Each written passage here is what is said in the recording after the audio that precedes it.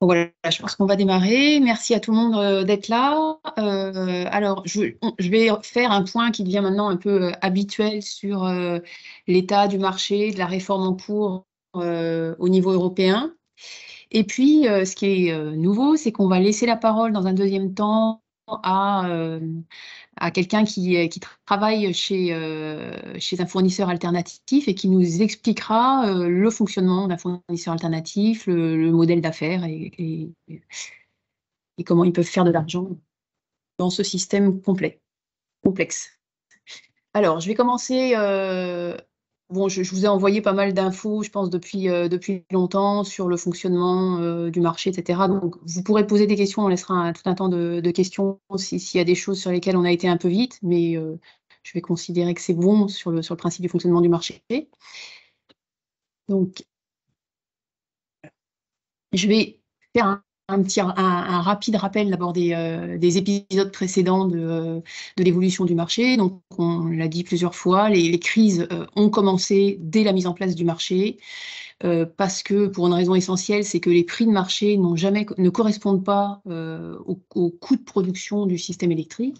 Par construction, c'est le coût marginal, et donc il y a eu des problèmes quand les prix de marché sont trop bas, sont en dessous des coûts, c'est un problème pour les producteurs, et ça s'est vu à certaines époques, et quand les prix de marché sont supérieurs aux coûts de production, c'est un problème pour les consommateurs, et là on en a eu une illustration énorme depuis 2 ans avec les prix qui sont complètement envolés. Et depuis le début, depuis l'ouverture des marchés, la réponse a été systématiquement d'essayer de rajouter des sparadraps, des rustines pour répondre aux problèmes au coup par coup. Et à chaque fois, ça s'est révélé insuffisant et temporaire. Depuis le début aussi, on constate des pratiques agressives, voire délictueuses, de la part des fournisseurs. Camille nous en parlera plus longuement, peut-être. Mais on n'arrive pas à les corriger depuis le début, avec une activité, donc oui, on a du mal à voir la plus-value. Ça nous a fait très longtemps qu'on dit que le bilan de l'ouverture des marchés est absolument indéfendable sur tous les aspects, pas seulement la question des prix qui est aujourd'hui évidente, mais aussi et surtout sur l'équité de traitement. Et ça, on y revient, à mon avis, pas assez. C'est-à-dire que normalement, le bien de première nécessité doit être accessible au même prix pour tous. Et puis sur l'absence de visibilité nécessaire de revenus pour engager les investissements. Donc là, on est toujours dans la suite de 2 ans de crise majeure avec des mesures d'urgence qui se sont accumulées et qui se sont révélées très coûteuses, on va y revenir, pour le contribuable, mais aussi très complexes et insuffisantes, et aussi temporaires. Donc là, on est en train d'en sortir progressivement. Et donc, ce qu'on nous promet depuis maintenant plus d'un an, c'est une réforme européenne des marchés qui est censée revoir en profondeur les mécanismes pour offrir une réponse durable à ce qu'on a connu depuis 2 ans, et en fait ce qu'on a connu de manière moins forte depuis le début. Donc cette réforme, elle a été annoncée au printemps-été 2022. Alors, je vous ai fait un petit graphe sur le processus de mise en place de cette réforme, enfin plutôt de décision. Donc, suite à l'annonce, il y a eu une concertation publique en février-mars dernier, donc chacun pouvait participer. Alors, on dit concertation publique, on n'a toujours pas vu les résultats des concertations, c'est-à-dire que nous, par exemple, on a fait une contribution, EDF en a fait une, ça n'a jamais été accessible. Donc ça, c'était février. Ensuite est sortie la position de la Commission européenne, donc avec un projet de réforme le 14 mars dernier, et puis ensuite, ça a été en débat au Parlement européen. D'abord dans une commission qu'on appelle ITRE, Commission Industrie Énergie. Et donc là, ça a été cet été, et il en est sorti une position de cette commission qui est en fait très proche du Parlement, de la commission du Parlement, qui est très proche de ce qui était proposé par la Commission européenne. Et bon, normalement, ça devrait aller en plénière au Parlement, mais il y a des débats sur est-ce qu'on va pas chanter, est-ce que le Parlement va pas chanter le débat en plénière, ce qui serait évidemment problématique d'un point de vue démocratique. Et parallèlement, il y a un débat au sein du Conseil européen, donc avec les chefs d'État des différents pays. Et celle-là, ça a l'air de poser, il y a l'air d'avoir des dissensions, notamment, on dit, entre la France et l'Allemagne sur la question des contrats long terme, on va y revenir, des contrats long terme publics qu'on appelle CFD. Et à la suite de ça, donc on aura une position de la Commission européenne, une position du Parlement, une position du Conseil européen, et il y a une étape qu'on appelle en trilogue où les représentants de ces trois instances essayent d'aboutir à une position commune avec une nouvelle directive et un nouveau règlement alors, sur les dates, apparemment certains pays veulent que ça soit fait avant la fin de l'année, et d'autres préféraient que ça soit 2024. Donc on n'a pas trop de visibilité pour l'instant. Normalement, ça devrait ensuite être débattu dans les instances nationales, mais en fait, ça n'aura pas lieu. Donc une fois que la directive européenne sera passée, normalement, ça s'appliquera dans le droit national. Alors, j'ai fait aussi un petit récap de qu'est-ce qui est prévu pour rémunérer les producteurs dans la réforme. Alors en fait, il y a quatre types de rémunération possibles. Des contrats long terme publics, qu'on appelle les CFD, Contract for Difference. Des PPA, ce sont des contrats long terme privés, enfin moyen et long terme privés entre des producteurs et des groupes de consommateurs, voire des fournisseurs qui s'intercalent avec les consommateurs. Il y a aussi une vente possible de la production directement sur le marché, soit le marché spot, du jour pour le lendemain, soit le marché à terme, avec des échéances qui peuvent aller jusqu'à 3 ans.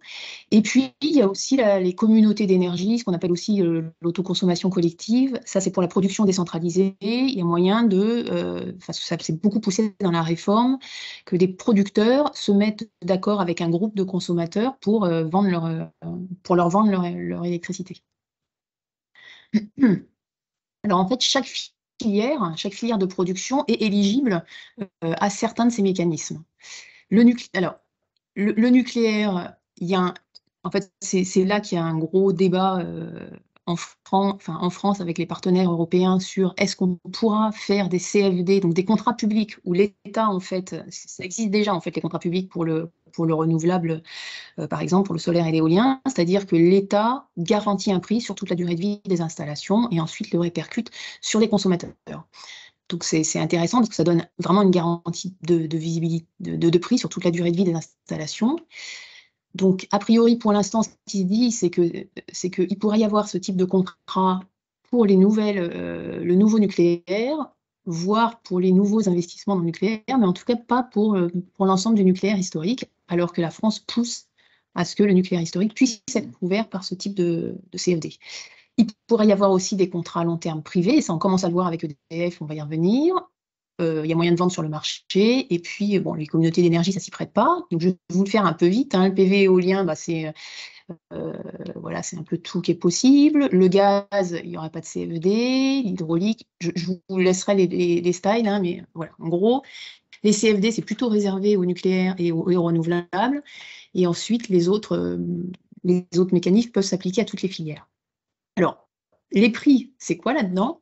Quand ce sont des CFD, c'est plutôt calé sur les coûts de production, éventuellement avec une marge pour le producteur. Et pour le consommateur, il y a aussi des débats sur comment on répercute ce coût négocié par la puissance publique au consommateur. Est-ce que c'est répercuté en proportion de la consommation, c'est ce qui est un peu poussé par la France, ou est-ce que c'est fait différemment? Donc ça, il y a des interrogations là-dessus. Sur les autres mécanismes, en fait, c'est des prix librement négociés, donc qui peuvent être entre alors, pour les prix de marché, c'est le prix de marché, mais pour les PPA ou la communauté d'énergie, ça peut être un peu n'importe quoi, mais c'est généralement entre le coût de production et le prix de marché, parce qu'il y a un arbitrage des consommateurs. Quand les prix de marché sont élevés, il y a des chances, et on le voit avec ce qui est en train de se passer avec EDF, on le voit sur les PPA qui commencent à exister, c'est tiré, ça converge plus ou moins vers les prix de marché à long terme. Alors après, je vous ai mis des autres. Quels sont les critères? Donc, sur les durées, les CFD sont normalement calés sur la durée de vie estimée des centrales, donc c'est en général plus de 20 ans, et même beaucoup plus que ça. Les PPA, qui sont censés être des contrats à long terme, c'est beaucoup plus court que ça, c'est plutôt de l'ordre de 3 à 10 ans. Et puis en dessous de 3 ans, le marché c'est en dessous de 3 ans, et les communautés d'énergie, c'est libre, on va dire. Sur la question d'équité des consommateurs, les CFD, on peut avoir une forme d'équité puisque si c'est géré par la puissance publique, ça peut être rendu aux consommateurs de manière équitable. Par contre, les PPA, comme chacun négocie avec son propre producteur, il peut y avoir des énormes différences de prix entre consommateurs. Les marchés, c'est assez aléatoire, on l'a vu, selon la date de renouvellement du contrat. des contrats de fourniture. Si ça tombe au moment où les prix de marché sont élevés, c'est très cher, et sinon, c'est pas cher. Et puis, les communautés d'énergie, moi, je pense que c'est un problème aussi, c'est-à-dire qu'il va y avoir ceux qui vont arriver à négocier avec des petits producteurs dont la production ne serait pas trop chère, et cela, ça ira pour eux. Et puis, les autres, ils auront tous les coûts importants. Alors, c'est pareil, quand on regarde la stabilité des prix qui va déterminer, et la visibilité sur les revenus qui va déterminer un élément essentiel du coût, qui est le coût du capital, c'est-à-dire combien on rémunère le producteur pour le fait d'avancer de l'argent sur toute la durée de vie de la centrale. Si c'est des CFD, c'est relativement bien, puisqu'ils ont un prix garanti sur toute la durée de vie. Par contre, si c'est des PPA, c'est beaucoup moins bien parce que c'est plus court, et puis évidemment, le marché, c'est encore moins bien. Après, il y a une autre difficulté, c'est l'incitation à l'optimisation. C'est-à-dire que si un producteur a une garantie de revenus, eh bien, normalement, il n'est pas incité à produire aux heures où on a vraiment besoin de lui. Et donc, en général, il faut rajouter un mécanisme pour l'inciter à produire au bon moment. Donc, les CFD, c'est une difficulté. Comment on incite le producteur à produire au bon moment si de toute façon il a un prix garanti? On a la même difficulté sur les PPA. Par contre, sur les prix de marché, comme c'est rémunéré au coût marginal, là, les producteurs sont intéressés à produire au bon moment. Et alors, le dernier critère que je mets, c'est la complexité des mécanismes. Bon, les CFD, c'est évidemment beaucoup plus compliqué qu'un système public, mais disons que ça va encore. Par contre, les PPA, c'est vraiment ultra compliqué. Il faut faire des contrats avec le producteur. Déjà, il faut arriver à négocier avec le producteur, mais en plus, comme on ne sait pas exactement, comme le consommateur ne sait pas exactement quelle production il va avoir, mais il va falloir qu'il fasse un autre contrat avec un agrégateur, puis un contrat avec un fournisseur qui va faire le complément. Bon, c'est vraiment une complexité énorme. Le marché, évidemment, c'est compliqué aussi. La communauté d'énergie, disons qu'il faut aller démarcher, faut aller se trouver, faut aller choisir sa communauté d'énergie. Et ensuite, il y a tout le complément de production qui doit aussi être fourni par quelqu'un d'autre. Alors, bon, je vais aller quand même très rapidement là-dessus. Je regardais ce qui était prévu par la réforme, là, ce que j'ai mis dans mon précédent transparent et ce qui existe aujourd'hui. En fait, ce que je voulais vous faire apparaître, c'est qu'aujourd'hui, il existe déjà des CED, donc des contrats long terme. Alors, il en existe pratiquement pour tout le PV éolien et la petite hydraulique. Pour le nucléaire, on a le mécanisme d'Arenh qui peut plus ou moins se rapprocher d'un contrat public, c'est-à-dire que, en tout cas, quand les prix de marché sont suffisamment élevés, il y a une obligation de vente à un prix fixe qui est normalement calé sur les coûts de production. Alors, on peut avoir des débats sur est-ce qu'il a été bien calé sur les coûts de production. Donc là, en ce moment, c'est 42 € du mégawattheure, c'est probablement sous-estimé, mais disons que c'est un coût qui correspond plus ou moins aux moyens de production. Bon, alors il y a plein de problèmes aussi. Par contre, quand les prix de marché sont bas, en fait, disons que l'Arenh, c'est une forme d'un minimum entre le coût de production qui a été estimé à 42 € du mégawattheure et le prix de marché. Mais disons que ça se rapproche d'une forme de CFD. Et puis, il y a la dernière centrale à gaz qui a été construite à Landivisiau. Alors c'est pas vraiment, enfin, en tout cas, il y a un contrat public qui garantit une rémunération annuelle pour le producteur. Les PPA, il y en a très peu qui existent. En fait, il y a une forme de PPA sur le nucléaire avec les très grands industriels qui ont accès au nucléaire à un prix garanti. C'est une forme de subvention de l'industrie. Et puis, il y a quelques cas qui commencent à apparaître sur le petit renouvelable. Bon, le marché, ça existe déjà aussi. Et les communautés d'énergie, il commence à y avoir quelques cas, mais c'est très rare. Et donc, finalement, le message, c'est que les contrats publics existent déjà et rien ne dit dans la réforme actuelle que leur part va augmenter. Donc, ça sera plutôt comment on va rebeloter entre le marché, les PPA et les communautés d'énergie. Et puis, les autres points de la réforme, donc, le point, à mon avis, plus grave, c'est que ça acte la fin des tarifs réglementés de vente, alors que tous les consommateurs demandent le maintien des tarifs réglementés de vente, sauf cas exceptionnel pour une partie de la production, pour une partie de la consommation, pour des consommateurs très ciblés de manière temporaire et avec l'accord de la Commission. Enfin, autant dire qu'il n'y aura pratiquement plus de tarifs réglementés de vente.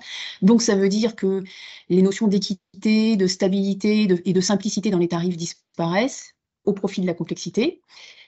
Alors il y a tout un tas de choses aussi dans la réforme des marchés qui sont une incitation à la flexibilité par des mécanismes de marché. Et donc là encore, c'est très complexe et moins efficace pour le système qu'un système public qu'on sait faire. Nous, on a des algorithmes qui sont prêts et qui peuvent répondre à la flexibilité de manière beaucoup plus efficace que ce que pourrait faire un marché.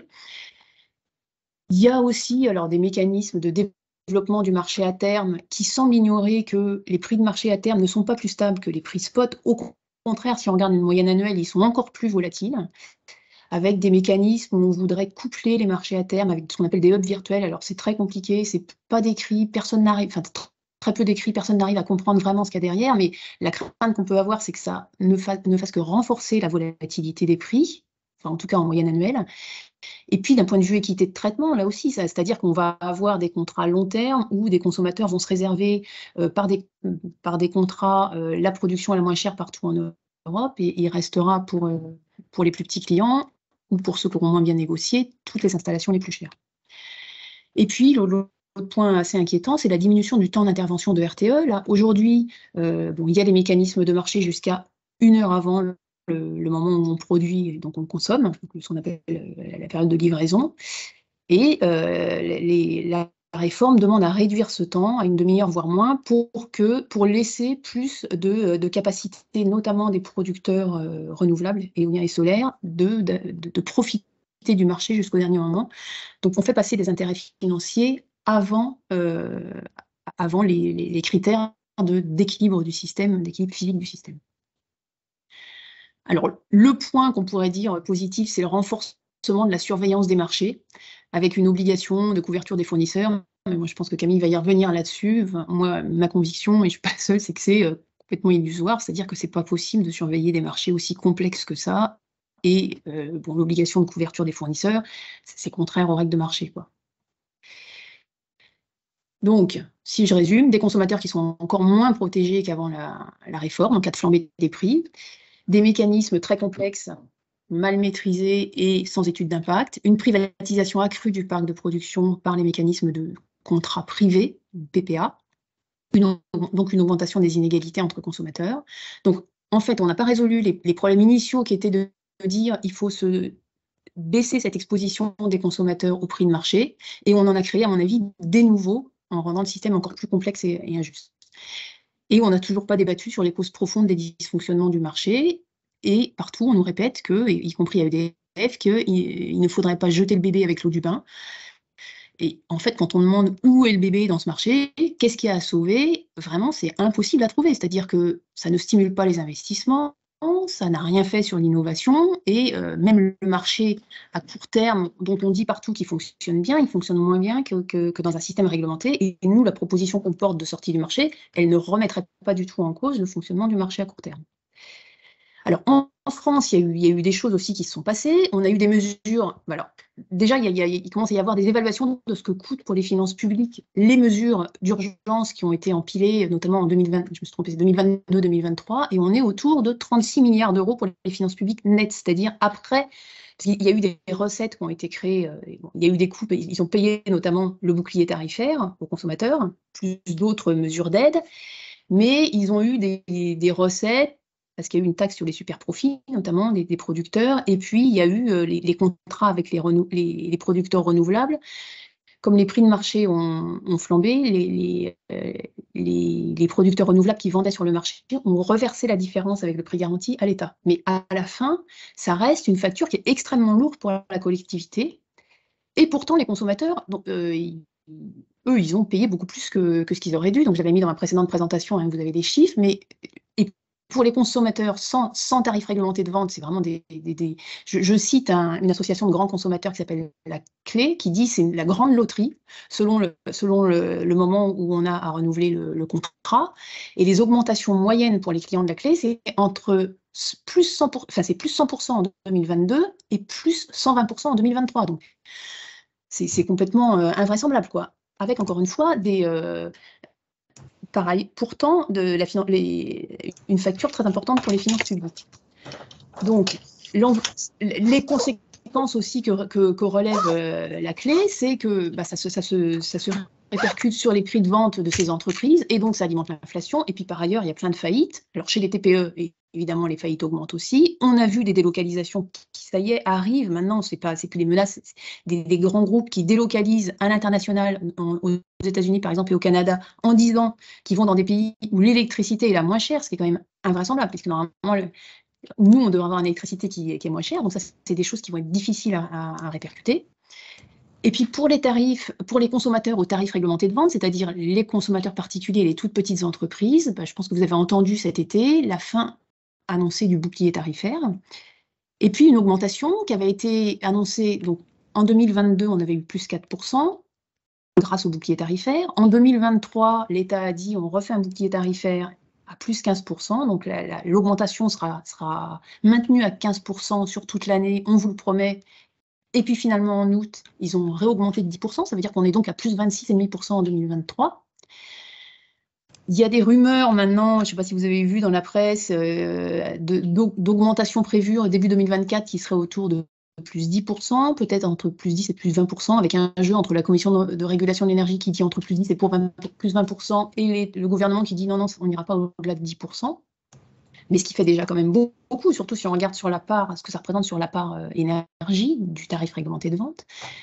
Et puis le gouvernement qui dit, la ministre de l'énergie qui dit, bon, le bouclier tarifaire, ça a coûté cher, on ne peut pas continuer comme ça, on est dans un contexte d'austérité, et donc maintenant, il va s'éteindre progressivement jusqu'à 2025, et on va converger vers les tarifs de marché, en nous disant, rassurez-vous, les prix du gaz baissent, et donc tout va bien, il va y avoir 6 mois difficiles à passer, et après ça ira bien. Alors 6 mois difficiles à passer, c'est exactement ce que nous disait Thierry Breton, là, le commissaire européen, à l'automne 2021. On sait ce qui est arrivé derrière.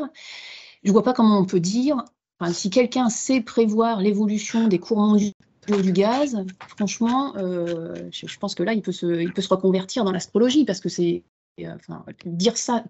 dire, bon, ça va aller parce que les prix de marché vont se stabiliser, c'est absolument l'inverse de ce qu'on nous promet depuis le début en nous disant on va prendre des mesures qui feront en sorte qu'on ne dépendra plus que les tarifs réglementés, enfin que les prix aux usagers, que les factures des usagers ne dépendront plus des prix de marché. Donc voilà, on est reparti à zéro, voire pire. Et en plus de ça, donc il y a cette fin du tarif réglementé de vente qui là aussi, risque d'arriver dès que la réforme sera passée.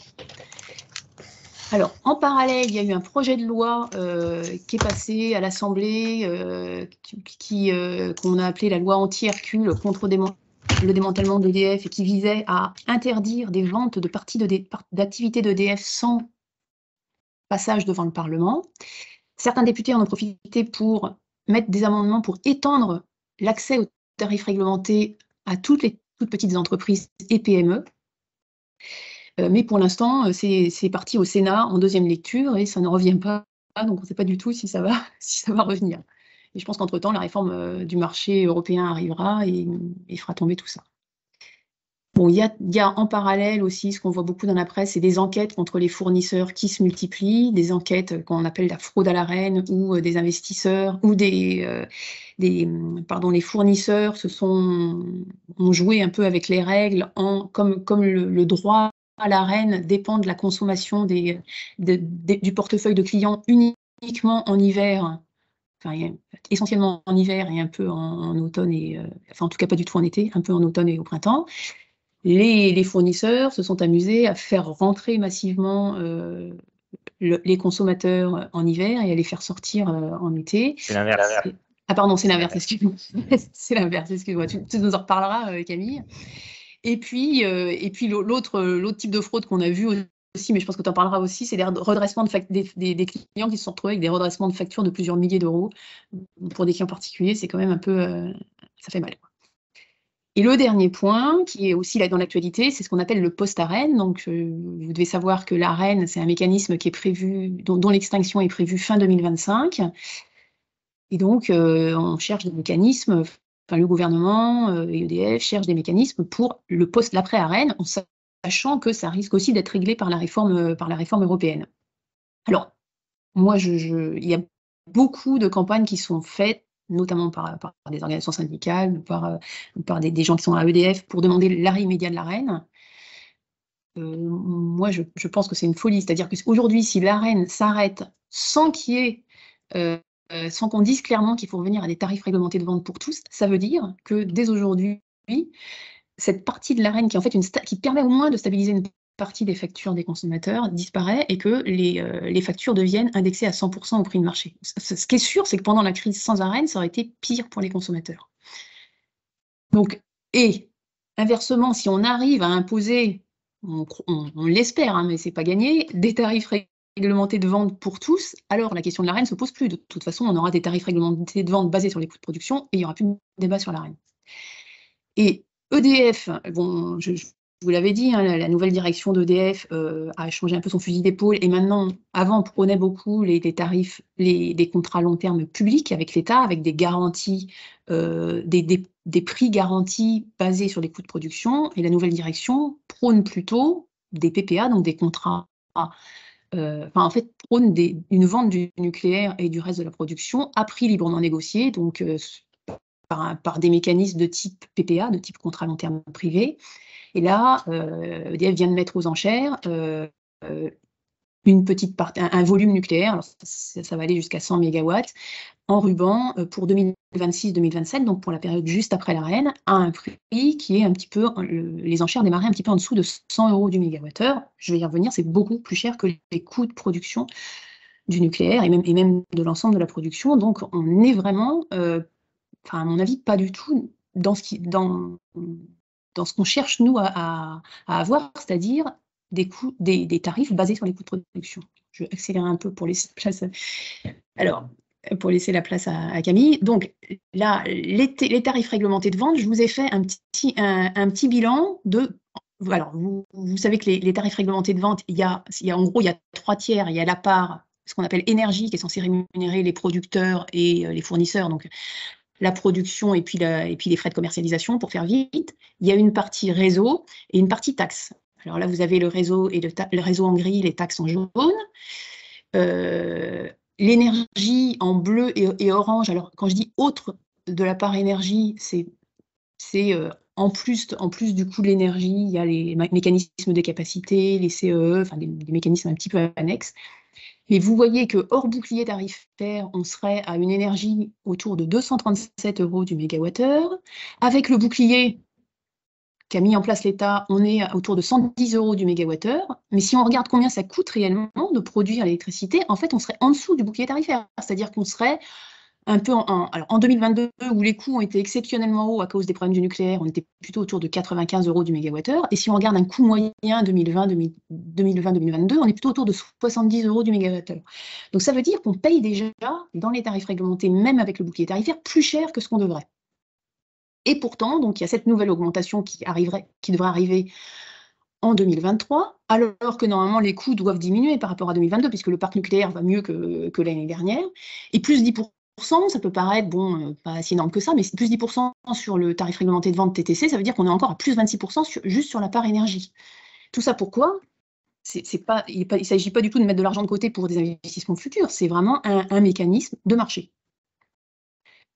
Alors, je vous ai mis aussi les différents coûts du nucléaire. Alors, bon, je vais aller vite, hein, mais le nucléaire, on entend beaucoup de choses sur combien coûte le nucléaire. C'est difficile parce que c'est assez opaque, malheureusement. Mais il y a des études publiques maintenant de la Commission de régulation de l'énergie de 2020 qui fixaient à 48 € du mégawattheure. Alors, c'était des euros 2020, donc 2023, on est plutôt autour de 57 € le coût du nucléaire historique. Maintenant, il y a un nouveau rapport de la CRE qui vient de sortir et qui a fuité dans le contexte, comme à chaque fois, mais avec des prix qui sont... alors, elle a fait des prix 2026-2030, puis 2035-2040 et 2036-2040. Et on est entre, je crois, autour de entre 61 et 57 € du mégawattheure. Et puis pour la suite, on a les bilans, les futurs énergétiques RTE, qui ont fait des estimations du coût du nucléaire, qui sont de l'ordre de 75 € en 2050, avec un coût du capital, donc une rémunération des investisseurs à 4%. Si on a un coût de rémunération du capital à 1%, ce que pourrait faire absolument un parc public, là, on est plutôt autour de 48 € du mégawattheure. Et pourtant, les enchères d'EDF démarrent à 100. Voilà.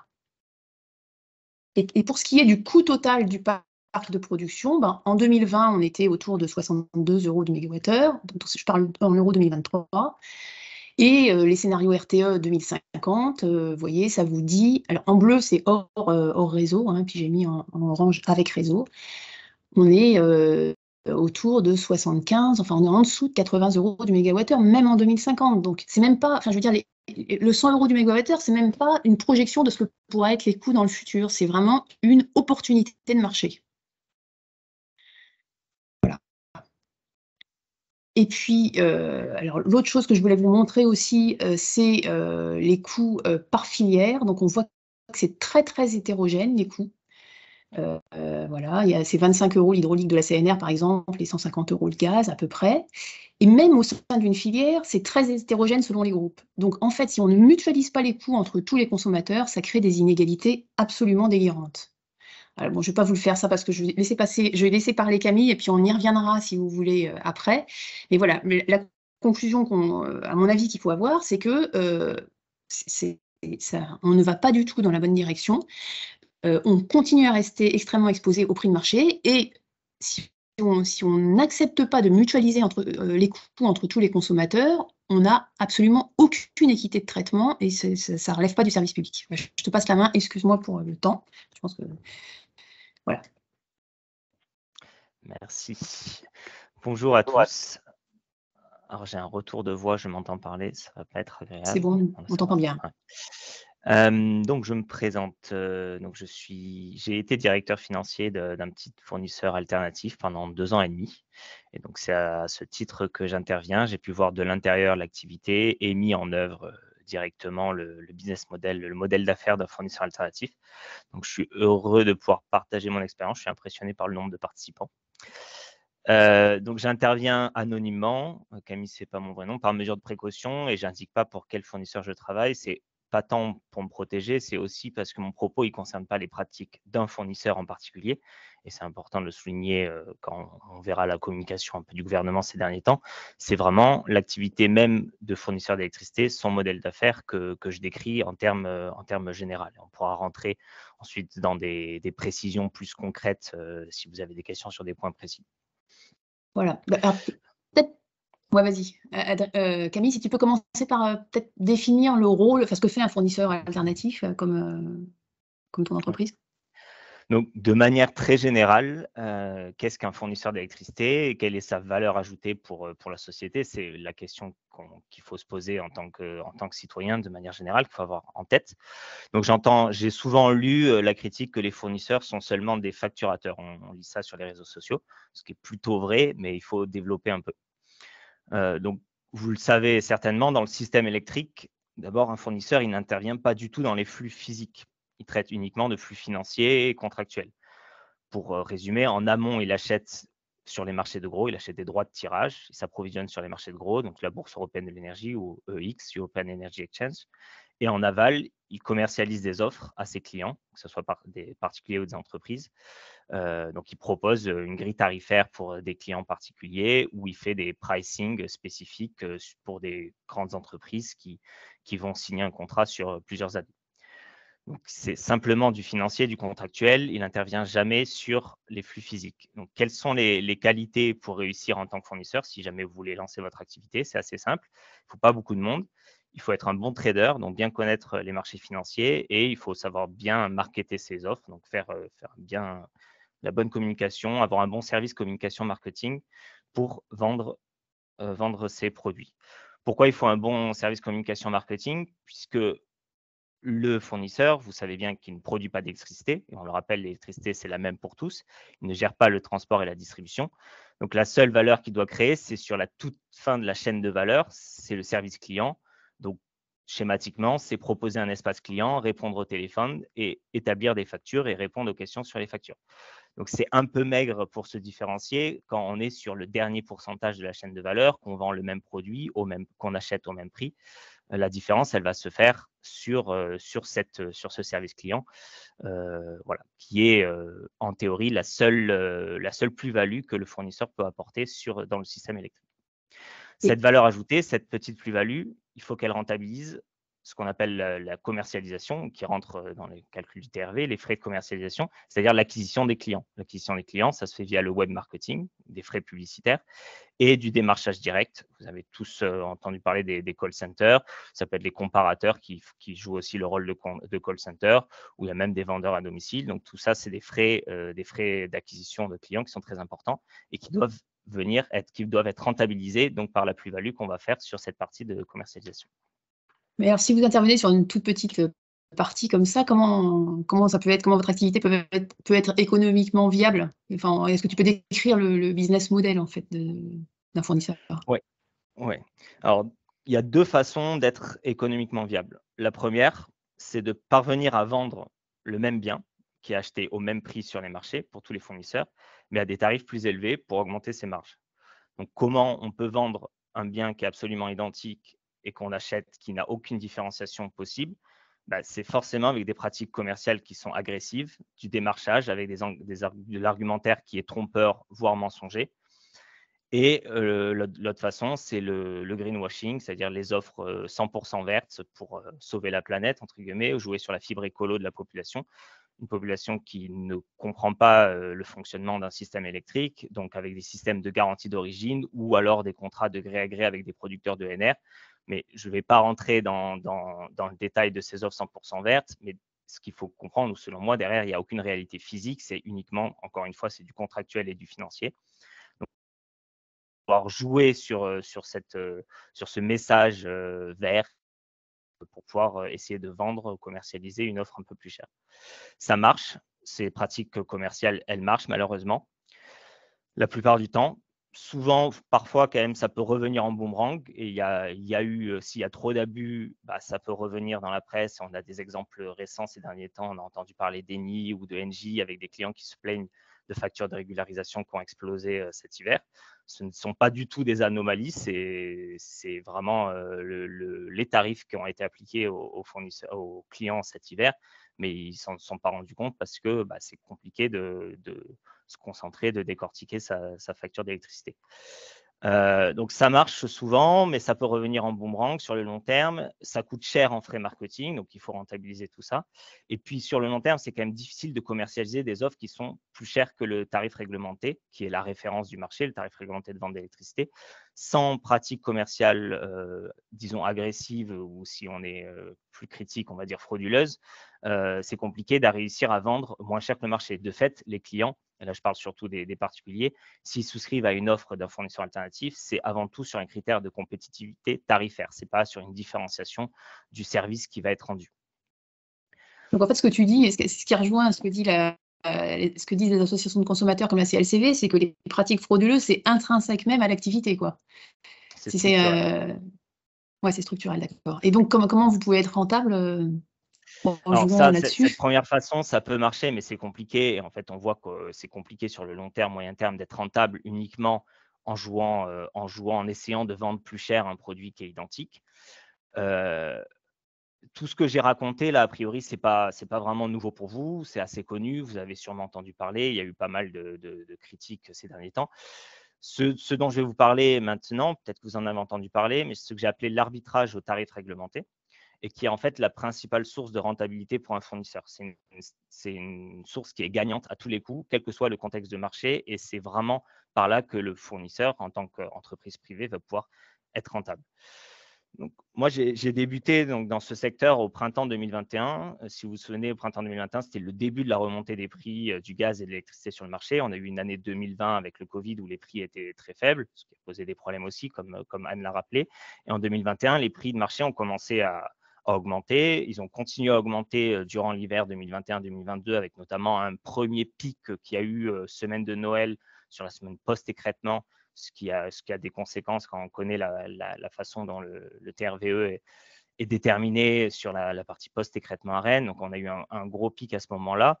Et ensuite, on a des prix qui ont continué à augmenter avec les tensions en Ukraine, l'invasion de la Russie et les sommets qu'on a connus, qu'on a tous connus l'été dernier, en août-septembre 2022, où tous les journaux titraient avec un prix de l'électricité, avec des échanges à plus de 1 000 euros du mégawattheure sur les marchés à terme. Alors bien sûr, c'était quelques échanges, ce n'était pas la majorité des échanges à ce niveau-là. Et on parlait d'échanges aussi sur du marché à terme, ce n'était pas les prix spot. Il faut bien distinguer marché à terme et prix spot. Mais voilà, donc ça a fait l'actualité. Il y a eu des articles de journaux, pas mal d'articles de journaux qui expliquaient que les fournisseurs étaient en grande difficulté du fait de cette hausse des prix du marché, qui étaient donc dans l'obligation d'augmenter leurs tarifs. Logiquement, ils avaient bien compris qu'un fournisseur, c'est simplement quelqu'un qui achète sur les marchés et qui revend avec une marge. Donc, si les prix de marché augmentent, bah, les fournisseurs doivent augmenter leur leur prix. Alors, ils avaient fait que la moitié du chemin pour comprendre le fonctionnement le business model d'un fournisseur, parce que le fournisseur, ce n'est pas quelqu'un qui simplement achète sur les marchés à un instant T. C'est quelqu'un qui est censé, c'est un acteur qui est censé acheter sur les marchés en se couvrant sur sa consommation, la consommation future de ses clients. Donc, il achète sur un marché avec des prix volatiles, il fait sa tambouille de coûts d'approvisionnement et ensuite, il se couvre sur un prévisionnel de consommation de son portefeuille client, que ce soit des particuliers ou des entreprises, et il propose un tarif sur la base de son coût d'approvisionnement, de sa couverture sur le marché. Donc, ce n'est pas Juste parce peut-être, que les prix varient sur le marché qu'immédiatement, un fournisseur, en théorie, il n'est pas censé immédiatement modifier sa politique tarifaire puisqu'il avait couvert sa position sur le marché à l'avance.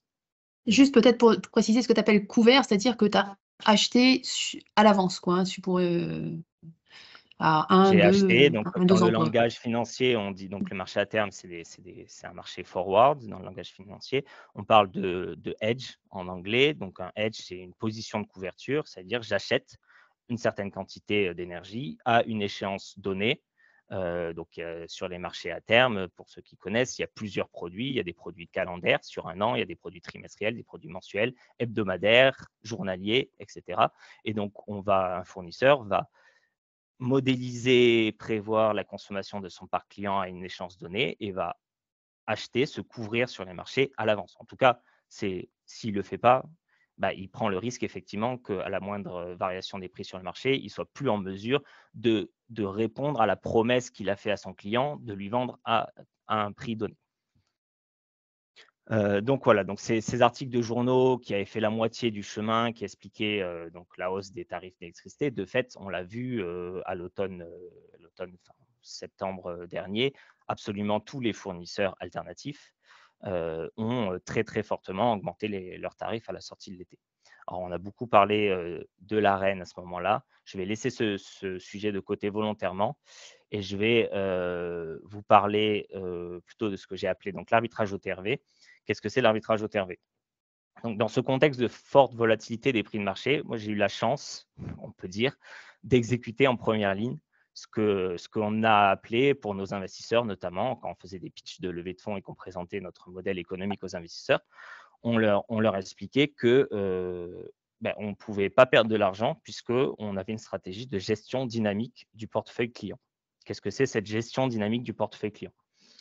Donc, c'est ça que je vais essayer de vous expliquer.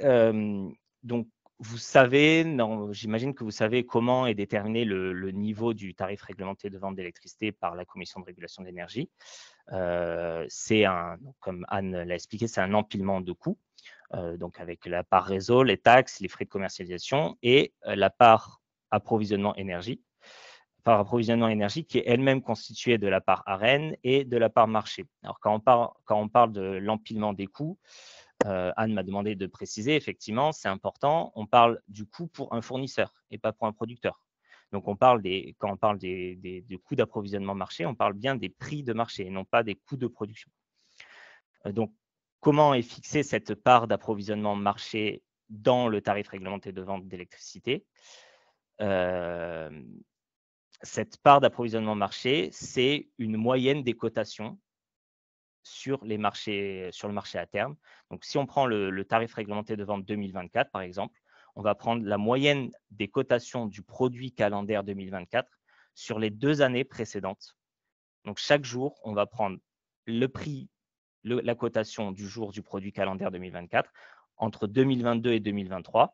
Et c'est cette moyenne-là qui va déterminer quelle va être la part, le prix, le niveau de la part approvisionnement marché qui va être fixé dans le tarif réglementé de vente. Donc, cette part d'approvisionnement marché, qui est une formule légale, qui est connue à l'avance, elle constitue pour nous, fournisseurs alternatifs, elle constitue une référence ou un benchmark pour notre propre coût d'approvisionnement marché. Donc, nous, on va sans arrêt comparer quel est notre coût d'approvisionnement par rapport à la part d'approvisionnement marché qui est connue de tous. Et on va regarder si on est au-dessus ou en dessous. Ça va être très important. Si on est au-dessus en termes d'approvisionnement marché, on ne pourra pas être compétitif par rapport au TRV. Si on est en dessous, au contraire, on sait qu'on est compétitif par rapport au TRV. Donc, c'est vraiment une référence, c'est vraiment un benchmark. Et ce qui est magnifique là-dedans, c'est que c'est connu, ce benchmark, il est connu, c'est une formule légale. Et ensuite, il est fixe pendant 1 an. Le tarif réglementé de vente d'électricité, il est fixé pour 1 an. Donc, c'est là qu'on rentre vraiment dans l'arbitrage au TRVE que je décris. Que fait-on, nous, en tant que fournisseur alternatif? La première chose à faire, c'est qu'on modélise notre portefeuille de clients prévisionnels à horizon 2024, disons qu'on estime qu'on sera capable d'avoir 100 000 clients en 2024. Et on va tout simplement répliquer la formule du TRV sur ce portefeuille client prévisionnel. Donc, on va se sourcer de manière totalement mécanique sur les marchés. On va acheter à l'avance notre besoin d'énergie sur ce portefeuille client prévisionnel à horizon 2024. En faisant ça, on prend en théorie zéro risque puisqu'on sait que le TRV va augmenter et que ça sera cet niveau d'approvisionnement qui sera prévu. Et il y a une marge qui est prévue dans le TRV et on va pouvoir faire notre petite marge. Ça, c'est le scénario de base. Mais là où la gestion dynamique du portefeuille intervient, c'est si les prix de marché, finalement, ils baissent. Donc, on s'avance dans le temps, on s'approche de l'échéance et finalement, les prix de marché ou les prix spot, ils baissent. Dans ces cas-là, en tant que fournisseur, je peux acquérir de nouveaux clients par rapport à mon scénario de base que j'avais prévu. Je vais acquérir ces nouveaux clients, je vais acheter l'approvisionnement à un sourcing qui va être donc moindre puisque les prix de marché ont baissé. Ça va me permettre de baisser légèrement mon tarif par rapport au tarif réglementé, donc d'être plus compétitif et d'acquérir des nouveaux clients chez moi. Et comme je vais me sourcer à des prix moindres, ma marge va être supérieure. Ce qu'il faut comprendre, c'est que dans le même temps, le tarif réglementé, il ne bouge pas, puisque lui, il est fixé sur un an. Donc, quand bien même les prix de marché au cours de l'année baissent, moi, je peux me sourcer moins cher, je peux baisser mon tarif et je suis sûr d'être plus compétitif par rapport au TRV et en plus de réaliser une marge plus intéressante. A contrario, si les prix de marché augmentent, je peux augmenter les tarifs de mes clients, quand bien même je suis déjà hedgé, ce qu'on dit, je suis déjà couvert sur le marché. Donc, en théorie, je ne suis pas impacté par la hausse des prix de marché parce que j'ai déjà couvert ma position, j'ai déjà acheté mon énergie à l'avance sur le portefeuille client que j'avais prévu avec une consommation donnée. Mais si j'augmente les tarifs de mes clients, soit mes clients y restent et bon, je leur vends à un tarif plus élevé et donc je réalise une marge supérieure par rapport à mon coût d'approvisionnement. Et s'ils partent, je me retrouve avec un surplus d'approvisionnement, c'est ce qu'on appelle une position longue sur le marché. Et cette position longue, je peux la revendre sur le marché à des prix qui ont augmenté et ainsi réaliser ce qu'on appelle un gain de trading. J'ai acheté à un prix à 100 € du mégawattheure et je vais revendre à 1000 € du mégawattheure. Donc, toute la clé du business model et la principale source de rentabilité pour un fournisseur alternatif, ça réside dans le fait de pouvoir jouer de manière dynamique sur la taille de son portefeuille client et de pouvoir changer sa politique tarifaire à tout moment. Il y a un préavis de 1 mois pour modifier une grille tarifaire en offre variable, suivant l'évolution des prix de marché. Donc, je vais vraiment jouer tous les jours, je vais simuler l'évolution des prix de marché et mon portefeuille client, et je vais optimiser ma trajectoire pour rentabiliser au maximum mon approvisionnement, soit en le revendant aux clients si mes prix ont baissé, soit en le vendant sur le marché si mes prix ont augmenté. Et ça marche. Ça peut marcher puisque à tout moment, mes clients ils peuvent retourner au tarif réglementé de vente d'électricité. Donc, à tout moment, mes clients, si j'augmente mes tarifs, tous mes concurrents vont augmenter aussi leurs tarifs. Donc, normalement, ils restent chez moi. Sauf il y a un seul client, un seul concurrent qui ne peut pas augmenter ses tarifs, c'est EDF, c'est le tarif réglementé de vente d'électricité. S'il n'y avait pas le tarif de vente d'électricité, mais mes clients ils seraient tout simplement soumis aux variations de prix de marché puisque tous les fournisseurs augmenteraient ou baisseraient leurs tarifs en fonction de l'évolution des prix de marché. Donc, on serait dans des tarifs qui sont complètement variables. Donc, ce que je veux souligner dans tout ça, c'est qu'on dit souvent que les fournisseurs, c'est des traders. Un trader, il prend une position à l'achat ou à la vente sur le marché, il prend un pari et à la fin, il gagne ou il perd. Alors que l'arbitrage au TRV, c'est gagnant tout le temps. Le fournisseur, il prend des positions sur le marché, il prend des positions d'achat et ensuite, il arbitre entre est-ce que je vais le vendre sur le marché ou est-ce que je vais le vendre à mes clients. Ouais. Donc, si on résume, vous achetez à l'avance pour vos clients, pour votre portefeuille prévisionnel. Si les prix baissent, si les prix de marché baissent, vous cherchez à avoir le plus de clients possible. En général, vous en piquez du coup à EDF, à ceux qui sont au tarif réglementé de vente, et vous leur proposez un prix un tout petit peu en dessous du tarif réglementé de vente, mais qui vous laisse une belle marge. Et par contre, si les prix augmentent, là, vous faites partir vos clients parce que dans vos contrats, vous avez le droit de faire ça, enfin, vous avez le droit de changer les contrats avec un préavis de 1 mois. Et en fait, vous poussez les clients à partir. En général, ils vont chez EDF au tarif réglementé de vente. Et donc, EDF se retrouve avec des clients supplémentaires pour lesquels il doit acheter l'électricité, et donc il les achète au prix fort. Donc c'est un jeu, hein, c'est ça, c'est un jeu de vase communicant entre les fournisseurs qui récupèrent les clients au meilleur moment et EDF qui les récupère toujours au pire moment, quoi. C'est un jeu à somme nulle, complètement nul. C'est-à-dire que le gain pour le fournisseur alternatif, c'est la perte pour le fournisseur qui récupère ce client. Et en l'occurrence, ce fournisseur, c'est toujours EDF, puisqu'il n'y a aucune autre entreprise privée qui est assez fou pour récupérer des clients au moment où les prix ont explosé. Donc en général, soit ils augmentent leurs tarifs, soit ils bloquent tout simplement la souscription, hein, c'est possible, hein, je ne veux pas récupérer des nouveaux clients, les prix de marché sont très élevés, je bloque ma souscription. Donc c'est un jeu à somme nulle, et c'est des profits qui vont aux actionnaires d'entreprises privées, et c'est des pertes qui reviennent à EDF, entreprise actionnariat 100% public. Et a priori, c'est pas illégal, ça. Et c'est absolument pas illégal, et c'est ça qui est important à souligner. À aucun moment, enfin, sauf si les fournisseurs font les choses bêtement, mais à aucun moment, ce qu'il faut comprendre, c'est qu'à chaque instant, les entreprises qui sont des acteurs privés, économiquement rationnels, prennent uniquement des décisions qui sont rationnelles à un moment donné. Donc, ils agissent en fonction de données économiques à un instant donné, et il n'y a aucune pratique qui est illégale. Ça veut dire que modifier les tarifs, son offre tarifaire, c'est absolument légal. À partir du moment où mon client n'est pas en offre fixe, et ça peut exister, il peut y avoir des offres fixes, mais elles sont très très peu commercialisées depuis quelques années. Il n'y a plus beaucoup de fournisseurs, en tout cas en électricité, qui proposent des offres fixes. Je pense que ça représente 1 ou 2% des offres qui sont commercialisées pour le segment B2C, donc les particuliers.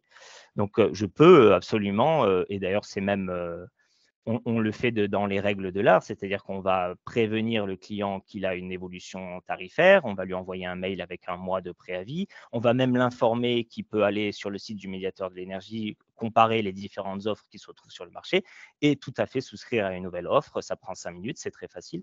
Donc, il n'y a aucun moment, il y a des pratiques illégales dans ce qu'il fait. C'est vraiment la structure du marché qui permet tout à fait ce qu'on va appeler ces pratiques, et qui est tout à fait rationnel et logique pour un fournisseur. Pour un acteur économique privé, ça serait naïf de penser qu'il ne va pas chercher à optimiser sa rentabilité. Donc finalement, il y a un peu deux modèles. Il y a ceux qui jouent avec les règles et qui font ce que tu as expliqué, c'est-à-dire qu'ils préviennent les consommateurs que les prix vont changer et ils les poussent à aller au tarif réglementé de vente. Et puis, il y a l'autre stratégie qui est de ne pas alerter suffisamment les consommateurs que les prix montent. Et les consommateurs se rendent compte a posteriori que leurs factures, qu'ils doivent des factures de redressement de plusieurs milliers d'euros, comme ça a été le cas pour Eni et d'autres, c'est ça? Voilà, alors si on regarde un peu plus dans le détail des différentes stratégies que les fournisseurs alternatifs ont adoptées, alors ça a été déjà à l'hiver 2021-2022, puisqu'on a déjà eu une hausse des prix en l'hiver 2021-2022, donc il y a déjà eu ces pratiques qui ont été mises en œuvre de manière moins visible parce que les prix avaient un peu moins augmenté, mais encore plus l'hiver 2021-22, l'hiver dernier, donc 22-23, pardon, où là, vraiment, il y a eu une explosion des prix sur le marché. Donc, absolument tous les fournisseurs ont évidemment réagi à cette augmentation des prix de marché. Et là, il y a eu plusieurs stratégies. Et là, on rentre plus dans des considérations d'image ou de risques communicationnels que de choix économiques. Et les deux se valent. On voit qu'il y a eu des inconvénients et des avantages pour les deux stratégies. C'est-à-dire que la première stratégie qui est effectivement d'alerter de manière tout à fait transparente ses clients que le tarif qui va lui être proposé est bien, bien supérieur au tarif réglementé et que, en fait, il peut souscrire au tarif réglementé. On prend le risque d'être accusé de jouer cet arbitrage au TRV. Et quand bien même c'est légal, moralement, ça pose question, évidemment. Et donc, on est accusé de volontairement faire fuir ses clients, ce qui est légalement, juridiquement faux. On n'a pas fait fuir. Il n'y a personne qui fait fuir ses clients. On augmente les tarifs. On ne demande pas à des clients de partir. On ne rompt pas de manière unilatérale le contrat d'un client. Et l'autre stratégie qui a été mise en œuvre, ça a été d'essayer de faire ça de manière un peu discrète et de changer la grille tarifaire, mais sans être tout à fait transparent sur les nouveaux tarifs. Et donc, avec des tarifs qui ont été, et ça c'est véridique, des tarifs, certains certains fournisseurs, pour ne pas trop citer, mais Eni, Engie, mais tous les autres aussi, proposaient des tarifs l'hiver dernier en électricité qui étaient 3 voire 4 fois supérieurs aux tarifs réglementés de vente d'électricité. Donc les consommateurs, les particuliers qui aujourd'hui reçoivent des factures de régularisation avec des prix qui ont explosé, contrairement à ce qu'on entend dans les médias ou ce que peut dire la ministre de la Transition énergétique, ce n'est pas des factures erronées, ce n'est pas du tout erroné, c'était les tarifs qui étaient appliqués à ce moment-là. Et donc, la stratégie, ça a été de ne pas faire fuir ses clients, de ne pas être accusé d'arbitrage au TRV, mais derrière, en fait, avec des factures qui sont à des niveaux stratosphériques, on voit bien que médiatiquement, c'est compliqué de faire comme si de rien n'était et de demander à ses clients de payer des factures aussi élevées. Donc, ces deux stratégies, ça, c'est plus des stratégies de communication entre eux, voilà, comment on peut jouer, comment on peut profiter au mieux de cette situation. Mais alors, en fait, tu dis qu'il y a pas mal de fournisseurs qui sont arrivés à vendre à leurs clients qui étaient éligibles au tarif réglementé de vente des contrats 3 ou 4 fois plus cher que le TRV, le tarif réglementé de vente, et pourtant, ils ont bénéficié d'un bouclier tarifaire de la part de l'État où l'État rembourse, enfin, tu peux peut-être l'expliquer, ça rembourse la différence entre le coût du TRV et le coût d'approvisionnement des fournisseurs. Enfin, si tu peux dire quelque chose là-dessus. Donc là, c'est un sujet que je n'avais pas abordé puisque c'est encore un peu compliqué. Il y a eu plusieurs dispositifs. Vous êtes probablement au courant des différents dispositifs qu'il y a eu d'aide aux consommateurs, dispositifs pour les particuliers qu'on a appelé le bouclier et des dispositifs pour les entreprises qui sont notamment en 2023 l'amortisseur.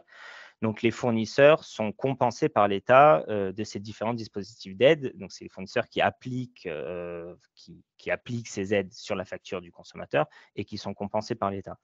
Comment ça fonctionne si on se restreint aux particuliers, donc au bouclier tarifaire? Ça a changé en 2022 et 2023 pour différentes raisons que je ne vais pas aborder ici. Mais donc en 2022, il y a un premier bouclier tarifaire qui a été appliqué. Donc le tarif réglementé de vente d'électricité aurait dû augmenter d'un certain niveau. Pour éviter cette hausse qui était très importante, on était 3 mois avant les élections présidentielles en 2022. On a pris 3 mesures. La première mesure, c'est qu'on a supprimé complètement la TICFE. Donc, on a baissé les taxes. Donc, c'est quand même 22 € du mégawattheure, je crois, de mémoire, qui ont été supprimés sur le tarif réglementé. Ce n'était pas suffisant. La deuxième mesure qu'on a faite, et vous êtes au courant, c'est le complément ARENH. Donc, on a augmenté le plafond ARENH de 100 TWh à 120 TWh. En faisant cela, on a mécaniquement augmenté la part ARENH dans l'approvisionnement énergie du TRV, par ARENH qui est à 42 €. Alors là, on l'a augmenté à 49 € pour le complément ARENH. Les 20 TWh supplémentaires ont été à 49 €. Et donc, on baisse la part marché. Donc, on réduit un petit peu encore la hausse du TRVE en faisant ça.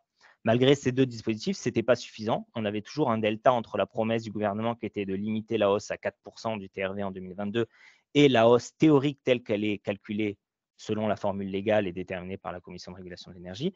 Donc, ce delta, qui a un terme de compensation, qui était d'environ 15 € du mégawattheure en 2022, c'est le bouclier tarifaire. Et cette compensation, ces 15 € du mégawattheure, il est versé à tous les fournisseurs historiques comme alternatifs, donc EDF et les alternatives, quel que soit leur tarif, quel que soit leur tarif, leurs offres, en proportion donc de la consommation de leur parc client. Et on a entendu, notamment pour Eni, qu'il y avait eu des erreurs dans les factures, que les fournisseurs n'avaient pas appliqué le bouclier tarifaire à leurs clients. Mais ça n'a pas vraiment de sens de dire ça, puisque un fournisseur, il n'a pas une obligation tarifaire. C'est un acteur, c'est un marché libre, concurrentiel. Un fournisseur peut appliquer le tarif qu'il souhaite appliquer. Il doit être plus compétitif. S'il veut réussir à vendre, il faut qu'il soit plus compétitif ou qu'il propose un produit de meilleure qualité. Mais l'État ne peut pas le forcer à vendre un certain tarif.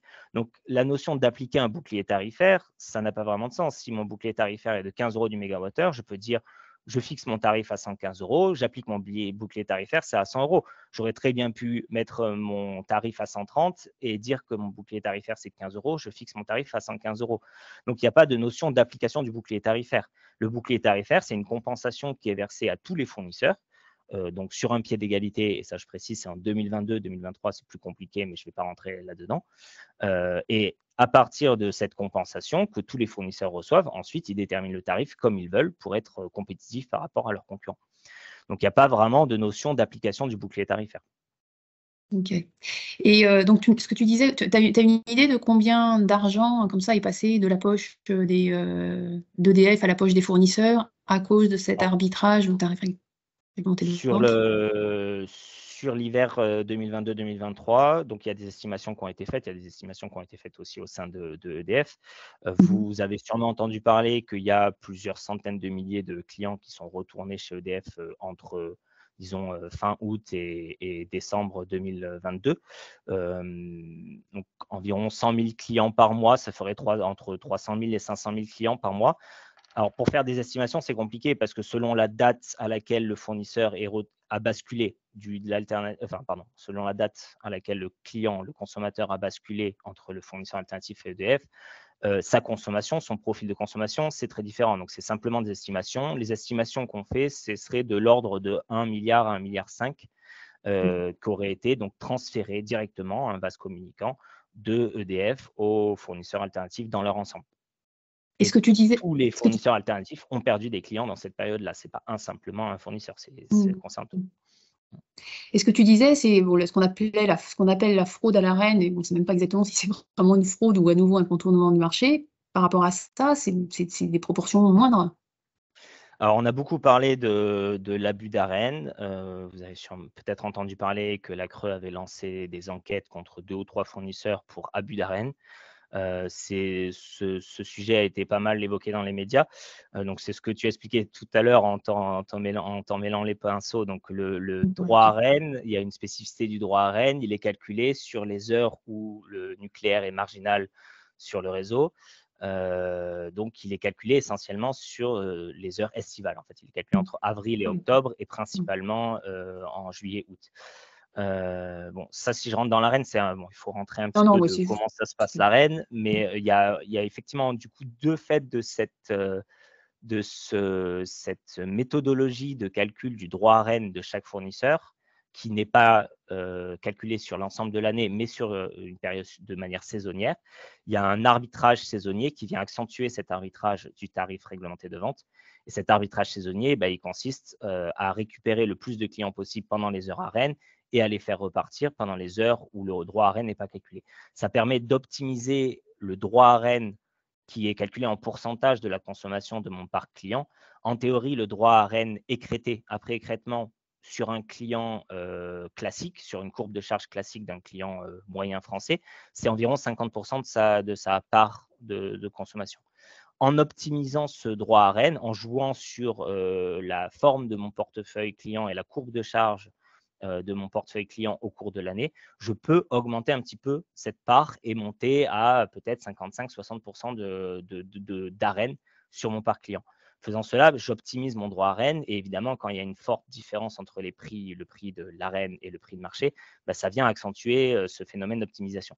Mais ce phénomène d'optimisation, en fait, il est négligeable. Il n'est pas négligeable, mais il est bien moindre que l'arbitrage au TRV, puisque si on prend certains fournisseurs, ils ont, par exemple, pour preuve, certains fournisseurs ont commencé à faire partir des clients dès le mois d'août. Or, le mois d'août, c'est un mois où on calcule des droits Arenh. Donc, si vraiment les fournisseurs avaient voulu optimiser leurs droits Arenh au maximum, ils auraient attendu le mois d'octobre pour faire partir les clients. Ils n'ont pas du tout attendu octobre. Dès le mois d'août, on a commencé à faire fuir, entre guillemets, des clients en augmentant les tarifs, puisque ce n'était pas l'Arenh le sujet. Le sujet, c'était vraiment les prix de marché, la possibilité de revendre mes positions que j'avais achetées, mes positions de couverture sur les marchés à des prix qui étaient, à l'époque, fin août, on a eu des prix à 1000, 1200, 1800 euros pour certains produits calendaires hivernales. Donc, l'Arenh était finalement secondaire, vraiment secondaire. Et c'est pour ça que j'en parle pas trop, puisque se focaliser sur l'Arenh, on rate l'essentiel du problème. Si on avait supprimé l'Arenh, l'arbitrage au TRV aurait été le même. Ça n'aurait pas changé. D'accord.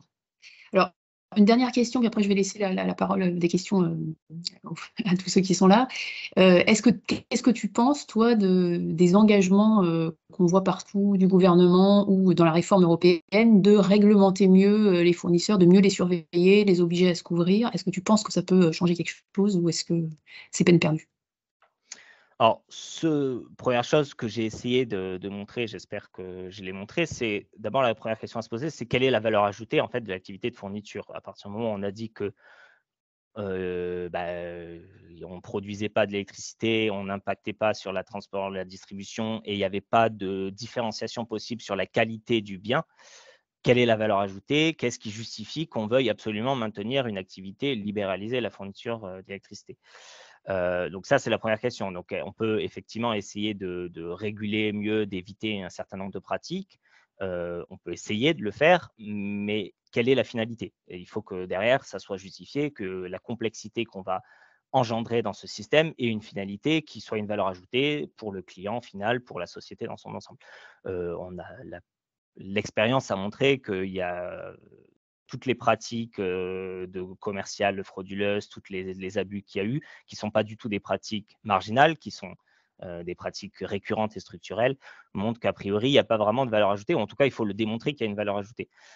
Ensuite, je n'ai pas regardé dans le détail, comme tu l'as fait, les propositions de la Commission européenne, mais donc ce que j'ai entendu, ce que disait par exemple Emmanuel Vargon, c'est qu'on va on va mettre en place des obligations de couverture pour les fournisseurs. Alors, on peut quand même se poser la question, comment ça se fait qu'après 10 ans de libéralisation, tout d'un coup, on se rend compte qu'un fournisseur qui ne se couvre pas sur les marchés, c'est problématique et qui fait porter un risque sur son client. Puisque si moi, je suis fournisseur et que je fais signer un contrat à un client, par exemple à un client, une entreprise, un contrat sur 3 ans à un prix donné qui est le prix de marché à l'instant T et que je ne couvre pas ma position sur le marché, si le prix augmente, moi, je vais faire faillite en tant que fournisseur, donc je vais perdre mes apports en capital, mais mon client, il va perdre son contrat et il va devoir re-signer un contrat au moment où les prix sont forts. Donc, je fais porter le risque en fait sur mon client, sur la collectivité. Et bon, moi, je prends un pari. Mince, les prix ont augmenté, j'ai perdu mon pari, je perds ce que j'ai engagé. A contrario, si les prix avaient baissé, là, j'aurais été très content parce que je n'ai pas couvert ma position. Donc, je rachète à des prix moindres et je peux vendre au prix où j'ai signé mon client. Donc, c'est quand même assez, enfin, on peut se demander comment ça se fait qu'au bout de 10 ans, on se dise il faut obliger les fournisseurs à se couvrir. Et ensuite, la question, c'est sur quels critères on va l'obliger à se couvrir, sur quel niveau de consommation prévisionnelle, comment on va faire pour contrôler qui s'est bien couvert. Quand on connaît un petit peu le secteur, on comprend bien que la couverture, ce n'est pas quelque chose de simple. Une couverture, c'est une optimisation au jour le jour. Il y a une multitude de produits calendaires, il y a une multitude d'échéances. On met à jour sans arrêt les prévisions de consommation. Donc, je ne vois pas techniquement comment un organe de contrôle pourrait venir contrôler qu'un fournisseur a bien couvert sa position. En fait, on en vient à une situation comme on le fait souvent, complètement absurde, où on dit qu'on libéralise le marché, mais en fait, on met plein de règles en place qui viennent à l'encontre de ce système de marché qui est censé être un système où les fournisseurs décident de leur stratégie d'approvisionnement. Là, on va leur dire, vous êtes obligé de vous approvisionner selon telle règle. Donc, vous êtes obligé de vous approvisionner selon telle règle, vous vous fournissez au même prix, vous avez les mêmes coûts de réseau. Donc, in fine, qu'est-ce qu'on fait en fait finalement en tant que fournisseur, à part effectivement établir des factures? Donc, oui, sans Ouais, surprise, je d'accord. ne comprends pas trop comment ça peut fonctionner. D'accord. Ok, écoute, merci beaucoup Camille, c'était très intéressant. Maintenant, on va laisser la parole. Si vous avez des questions, n'hésitez pas, soit par écrit, soit en levant la main. Alors, moi, pour l'instant, je vois pas de main levée, mais je ne sais pas si d'autres en voient. Je suis pas sûre de voir tout. Je vous laisse réfléchir 2 minutes à vos questions. Alors, je vois qu'il y a des questions qui ont été posées dans Ah, alors attends, la conversation.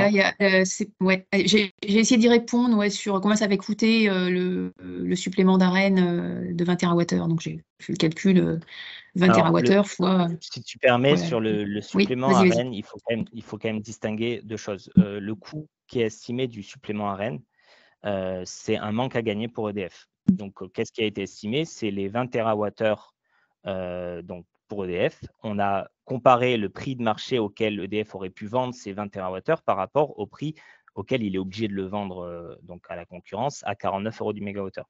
Donc ce coût qui est estimé de 8,4 milliards, en fait, ce n'est pas un coût estimé, hein, c'est un coût réel. On a pris simplement le prix marché moyen sur 2022 et on a fait 20 TWh fois le prix moyen, moins le prix, le prix de l'Arenh, et c'est ça qui a été estimé en coût pour EDF. En fait, c'est un manque à gagner pour EDF. Il faut bien distinguer manque à gagner et coût, puisque coût, ça voudrait dire que EDF a vendu en dessous de ses coûts de production, ce qui est possible. Hein, je ne connais pas le coût de production du nucléaire, mais dans ce cas-là, il faudrait comparer le coût de production du nucléaire par rapport au prix auquel il vend l'Arenh. Là, c'est vraiment un manque à gagner du fait qu'il n'ait pas pu vendre au prix de marché ces 20 TWh supplémentaires.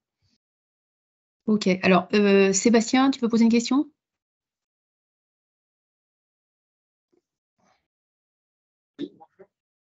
Ouais. C'est pas Sébastien, c'est ses collègues. Ah, pardon. Ouais. Moi, j'avais une question, j'avais cru comprendre qu'il y avait une obligation pour les fournisseurs alternatifs de devenir producteurs. Non, c'est faux. C'est faux? Il n'y a jamais eu d'obligation pour les fournisseurs de devenir producteurs. Et souvent, quand on pose la question ou dans les médias, certains dirigeants de fournisseurs alternatifs disent une chose et son contraire. Ils disent d'une part qu'un fournisseur, ce n'est pas un producteur et c'est deux activités différentes. Donc, il n'y a pas lieu de demander à un fournisseur de produire. Mais en même temps, ils se revendiquent participant de la transition énergétique et favorisant le développement des énergies renouvelables. Donc, c'est un peu contradictoire, mais bon, on n'est pas, quand on débat pour ses intérêts, on n'est pas dans la bonne foi argumentaire. Mais il n'y a jamais eu d'obligation pour un fournisseur de devenir producteur. Ça n'a jamais existé. Alors peut-être que c'est dans la proposition de la commission, ça je ne sais pas, mais pour l'instant, il n'y a jamais eu d'obligation. Oui, par contre, ce qui est vrai, disons que au moment de la mise en place de l'Arenh, par la commission Champsaur, il avait été dit que c'était une incitation, c'était un mécanisme transitoire, le temps que les fournisseurs développent des moyens de production. Et donc, à chaque fois, c'est rappelé ça en disant c'est les fournisseurs qui n'ont pas joué le jeu et qui n'ont pas développé des moyens de production. Mais moi, je pense que c'est un faux argument, c'est-à-dire que moi, j'ai pas non plus envie que les fournisseurs développent les moyens de production privés, parce que ça a un coût gigantesque, parce que ça alimente les inégalités de traitement, donc c'est pas ça non plus la solution. Quand bien même les fournisseurs auraient leurs moyens de production, de toute façon, ils seraient obligés, ils n'auraient évidemment pas une production qui permet d'alimenter leurs clients heure par heure, donc de toute façon, ils seraient obligés d'acheter sur les marchés, et ça ne résoudrait rien au problème qu'on voit, quoi. Donc on nous dit que c'est ça le problème, mais c'est vraiment pas ça le problème. C'est globalement qu'on ne peut pas avoir un marché sur le système électrique. Je reviens juste aussi, il y a un commentaire d'un collègue, Pierre Chollet, qui dit « ce n'est pas un manque à gagner sur les 20 TWh supplémentaires d'Arenh, parce qu'il a fallu racheter l'énergie aux fournisseurs alternatifs ». Effectivement, je pense que ça a été un cas particulier, ces 20 TWh d'Arenh. C'est-à-dire qu'on a annoncé a posteriori, pratiquement, à EDF qu'ils récupèrent 20 TWh et en fait qu'ils les achètent. Le prix d'achat était fixé, le prix de revente était fixé, donc c'est de manière bien plus simple. Il a fallu qu'EDF achète 20 TWh à 257 €, le prix a été fixé, hein, pour le revendre à 46 € aux fournisseurs alternatifs. Donc concrètement, on a demandé à EDF de faire un chèque de 257 moins 46 fois 20 TWh à ses concurrents, et ça fait 4 milliards. C'est un transfert, on a demandé à EDF, c'est un transfert d'EDF vers les consommateurs. Ouais. Vraiment... Voilà. Et en fait, je pense que la question d'EDF, moi je pense qu'il ne faut pas le voir, il faut faire attention à ne pas voir toute cette gabegie financière qui finalement retombe quand même essentiellement sur les consommateurs que par le prisme d'EDF. En fait, ce qui se passe depuis des années, là, c'est vraiment dramatique du point de vue des consommateurs. Il y a vraiment des faillites en masse, il y a des délocalisations, il y a des communes qui ne peuvent plus faire des investissements, il y a de l'inflation en partie alimentée par l'électricité, il y a les prix qui augmentent aussi par les consommateurs individuels. Et EDF, c'est une entreprise aujourd'hui publique, c'est une entreprise qu'on ne laissera pas faire faillite parce que de toute façon, elle détient 80% de la production. Donc après, est-ce qu'EDF a gagné ou pas dans l'histoire? Je pense qu'il faudra faire un bilan un peu plus long que mois par mois, parce que le fait que les prix flambent, EDF vend aussi une partie de sa production sur les marchés et donc fait de la marge là-dessus, mais en même temps, il y a eu tout un tas de problèmes aussi parce que le parc nucléaire est tombé, et ça c'est vraiment pas chiant, je veux dire, est tombé en rade au moment où les prix étaient le plus élevés, donc EDF a dû racheter sur les marchés la production qui manquait. Enfin, en fait, il y a plein d'éléments qui font que les comptes d'EDF sont durs à suivre. Là, les résultats d'EDF sont bons. Mais je dirais, c'est pas ça le problème, c'est vraiment le service public. Et combien ça coûte aux consommateurs, combien ça coûte à la collectivité d'un point de vue général. Et encore une fois, les consommateurs ont payé beaucoup plus, même après les aides, que ce que ça a coûté de produire. Et les contribuables, ont une ardoise énorme, donc qui est évaluée aujourd'hui à de l'ordre de 36 milliards d'euros sur 2 ans, et c'est pas fini, ça va continuer en 2024. Donc vraiment, l'argent a été dilapidé pour alimenter des producteurs privés et des fournisseurs. Voilà, alors je regarde s'il n'y a pas... Bonjour. Malgré la légalité du mécanisme, donc une question, est-ce la CRE, la Commission de régulation de l'énergie, ou le gouvernement qui souhaite agir contre l'arbitrage au TRVE? Y a-t-il des propositions de mesures qui viseraient à l'empêcher? Est-ce que tu sais ça? Ouais. Même si, alors ça, c'est vraiment mon interprétation personnelle, mais ça fait 1 an que je suis ça. Ça fait 1 an qu'il y a des alertes un peu sous la table de la Commission de régulation de l'énergie et sûrement à Bercy, la DGEC. Ce mécanisme d'arbitrage au TRVE, c'est un terme que moi j'utilise. Ce n'est pas un terme qui existe. Il n'y a personne qui dit il y a de l'arbitrage au tarif réglementé. Et surtout pas le gouvernement ou la CRE va dire aujourd'hui des fournisseurs mettent en place un arbitrage au tarif réglementé. Donc c'est absolument pas quelque chose qui est dit publiquement de manière transparente. Par contre, ça fait 1 an qu'il y a des alertes qui sont données. La CRE et la DGEC ne sont pas bêtes et voient bien qu'il y a des pratiques qui sont problématiques. Il y a des enquêtes qui ont été lancées, mais c'est très paradoxal ces enquêtes puisqu'il n'y a pas de cadre légal pour sanctionner. C'est-à-dire qu'il y a des enquêtes qui ont été lancées pour des pratiques dites d'abus de marché, mais en fait, il n'y a absolument aucun comportement qui est légalement répréhensible, sauf à créer des règles ex post. Et surtout, l'embarras, ça c'est mon interprétation, le gros embarras de la CRE et du gouvernement, c'est que tout le dilemme pour eux, c'est de dire il y a eu des fournisseurs qui ont eu des pratiques frauduleuses, et notamment, il y a une intervention d'Agnès Runacher dernièrement qui a dit sur je ne sais plus quelle radio, je ne laisserai pas des fournisseurs voyous entacher ceux qui assument dans leur très grande majorité leurs devoirs. Donc, tout l'enjeu pour le gouvernement, c'est de dire ce sont que des pratiques isolées, ce n'est pas du tout structurel, ce n'est pas du tout le modèle d'affaires des fournisseurs dans leur ensemble, ce qui est complètement faux. En fait, ces augmentations tarifaires, absolument tous les fournisseurs alternatifs ont augmenté leurs tarifs à la sortie de l'été 2022. Et il n'y a eu aucune pratique illégale. Il n'y a aucun moment où la loi a été enfreinte. Donc, c'est ça le gros problème. C'est-à-dire, c'est de sanctionner, de dire qu'il y a eu des pratiques. Et souvent, on essaie d'attaquer les petits fournisseurs. Pas parce que moi, je ne défends pas les petits fournisseurs, ils ne sont pas plus gentils que les gros, mais c'est plus facile d'aller attaquer un petit fournisseur qui a peut-être moins les moyens de se défendre juridiquement et médiatiquement. Et surtout, on remet moins en cause la fiabilité générale du marché en disant c'est certains fournisseurs qui ont des pratiques frauduleuses, mais ça concerne qu'une toute petite fraction du marché. Donc oui, moi, mon interprétation, c'est qu'ils l'ont compris, ils le savent, ils ne sont pas bêtes. Ils étudient, ça fait 1 an qu'il y a des enquêtes et les enquêtes décrivent exactement les pratiques qui ont été mises en œuvre. Mais de là à ce qu'on remette en cause la libéralisation de la fourniture dans son ensemble, ça serait politiquement un autre sujet qui est sûrement un saut trop compliqué à faire pour le gouvernement actuel et même pour la Commission de régulation de l'énergie. Alors ensuite, il y a une question où je pense que je peux répondre, c'est est-ce que l'Espagne et le Portugal ont vraiment quitté le marché de l'énergie? Ils ont fait quoi exactement et que peut-on penser? Donc en fait, l'Espagne et le Portugal, ils n'ont pas vraiment quitté le marché. Et alors eux, ils ont connu la flambée des prix avant tout le monde parce qu'ils avaient des tarifs qui reflétaient plus fidèlement et plus rapidement les prix de marché de gros. Et donc ils ont eu un problème social très vite, quoi. Et donc ils ont mis en place un plafonnement du prix du gaz qui rentre, enfin du prix des centrales, du gaz qui rentre dans les centrales à gaz pour produire de l'électricité. Et donc, comme le prix du gaz de ces centrales était plafonné, le coût de production de ces centrales à gaz qui formait le coût marginal était plafonné, et donc mécaniquement, ça a plafonné le coût marginal chez eux. Mais d'abord, c'est un mécanisme très tordu qui peut pas être généralisé dans la durée. Et puis, ça a été à peu près, enfin, ça n'a pas été catastrophique pour l'Espagne et le Portugal parce que la liaison avec les autres pays est limitée, donc on est vite en situation de congestion. Mais si les autres pays s'amusaient à faire ça fausserait complètement le merit order, le choix des centrales.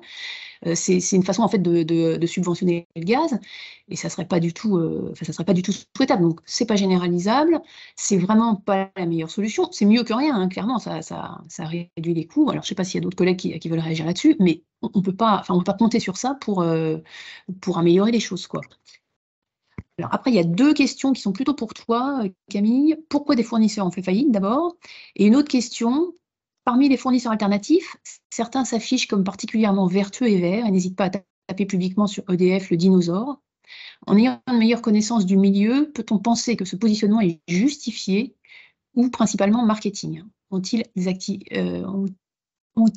activé ces mécanismes comme tout le monde? Donc, sur les fournisseurs alors il y a effectivement certains fournisseurs, petits fournisseurs qui ont fait faillite. Donc, le mécanisme que j'ai décrit, c'est évidemment un mécanisme général et qui fonctionne. La mise en œuvre, elle n'est pas si simple, puisque la mise en œuvre, il faut quand même être capable de gérer son portefeuille client, il faut avoir accès au marché, il faut avoir la capacité technique et de se couvrir sur les marchés de manière conforme. Et en fait, il n'y a pas beaucoup de fournisseurs qui ont fait faillite. Il y en a quelques-uns, des petits. Et ce qui s'est passé, c'est que jusqu'à présent, les prix spot étaient faibles. Et notamment en 2020, les prix spot étaient faibles. Donc, il y a beaucoup de fournisseurs qui n'avaient pas accès au marché, qui se contentaient d'acheter au spot ou qui n'étaient même pas responsables d'équilibre, qui se contentaient de faire du marketing, de mettre en avant des offres vertes, 100% renouvelables, etc., mais qui n'avaient aucune opération de gestion du risque de hedging. Donc, effectivement, ces fournisseurs-là, s'ils n'avaient aucune couverture sur les marchés et qu'ils avaient déjà un portefeuille client assez conséquent, notamment, c'est surtout en 2021-2022, puisque après 2022-2023, le tri avait déjà été fait. Mais en 2021-2022, pardon, cet hiver-là, il y a certains fournisseurs qui n'avaient aucune couverture sur le marché. Les prix ont augmenté, ils n'étaient plus en mesure de répondre d'approvisionner leurs clients. Et comme ils n'avaient pas acheté de couverture sur le marché, ils ne pouvaient pas revendre non plus leur couverture sur les marchés et se faire du profit comme ça. Donc, il y a quelques petits fournisseurs qui ont fait faillite parce qu'ils avaient zéro couverture sur les marchés. Et certains cas qui sont assez notoires, puisque ce que j'ai déjà expliqué, quand un fournisseur fait faillite, ses clients, ils retournent, ils vont à la concurrence. Donc, notamment si c'est des clients des entreprises qui ont des contrats sur le long terme, ils se retrouvent sans contrat et ils doivent aller re-signer un contrat. Donc, on a eu notamment un exemple qui était assez marquant, c'est Hydroption qui a fait faillite en mettant sur la touche la mairie de Paris et le ministère des Armées qui avait signé avec Hydroption. Et Hydroption, ça faisait 2 fois qu'il faisait faillite. Ça faisait 2 fois qu'il ne se couvrait pas du tout sur les marchés. Bon, voilà. Ça, c'est la première chose sur les petits fournisseurs, mais il n'y en a pas tant que ça. Après, il y a certains petits fournisseurs qui sont sortis aussi parce qu'ils ont compris sur le long terme, ce marché, sauf à mettre cette stratégie d'arbitrage en œuvre de manière rigoureuse, il n'y a aucune valeur ajoutée. Donc, il y a notamment, je pense à Leclerc ou Green-Yellow qui se sont rendus compte que c'était finalement pas très rentable comme métier et qui ont décidé de sortir du marché. Et on peut dire, par exemple, Leclerc, ils sont sortis du marché en octobre 2021. Ils avaient l'arène, donc ça veut dire qu'ils ont revendu tout leur arène ils ont arrêté de commercialiser des offres et ils ont revendu leur arène sur la fin de l'année. Donc, je pense qu'en sortant du marché, je ne veux pas envoyer des accusations sur tel ou tel fournisseur parce que c'est général, mais il y a certains fournisseurs qui ont dû partir en faisant un peu de profit. Voilà. Et ensuite, sur les fournisseurs qui s'affichent comme vertueux et verts, c'est un peu tous les fournisseurs qui s'affichent comme verts puisque ça fonctionne. Les offres 100% vertes, les garanties d'origine, vous le savez, ça coûte pas cher du tout. Donc, ça vaut le coup de commercialiser une offre 100% verte et d'acheter des garanties d'origine. Ça ne rajoute pas un gros coût d'approvisionnement. Et est-ce que leur positionnement est justifié? Non, pas du tout. C'est du marketing et c'est l'enjeu, c'est de se présenter effectivement comme un petit fournisseur gentil, contrairement à EDF ou à d'autres gros qui sont les méchants fournisseurs multinationaux qui font des gros profits. Et moi, je suis un gentil petit fournisseur. Mais en fait, un fournisseur, c'est une entreprise avec des actionnaires privés. Une entreprise avec des actionnaires privés, sauf à être naïf, son objectif, ce n'est pas l'intérêt général. Son objectif, c'est de faire du profit. Donc, il n'y a pas d'entreprises qui sont sur le marché simplement pour l'intérêt général. Ils sont là pour faire le profit. À partir s'il y avait une valeur ajoutée derrière, ça ne serait pas un problème, puisqu'ils créeraient une valeur ajoutée. Mais on peut en discuter des heures. Il n'y a pas de valeur ajoutée pour un fournisseur. Donc, il n'y a pas de raison d'être.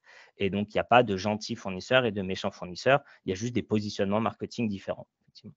Et peut-être si je peux rajouter, 99% des moyens renouvelables qui se sont développés ne se sont pas développés avec des incitations des fournisseurs qui vendraient de l'énergie verte. Ça s'est développé par des mécanismes complètement hors marché, financés par la puissance publique, qui sont donc des prix garantis sur toute la durée d'installation, sur toute la durée de vie des centrales. Et c'est normal de faire ça.